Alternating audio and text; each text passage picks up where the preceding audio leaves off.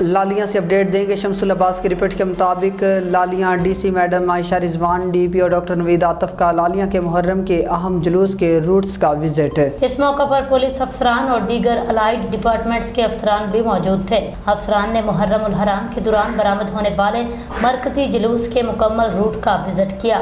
افسران نے جلوس، امام بارگاہ کے سیکیورٹی اور دیگر انتظامات کا بھی جائزہ لیا۔ افسران نے حساس پوائنٹس، داخلی اور خارجی راستوں، چھت ڈیوٹی پوائنٹس کا جائزہ لیا۔ افسران نے منتظمین سے ملاقات کی، سیکیورٹی اور دیگر انتظامات کے حوالے سے تبادلہ خیال کیا۔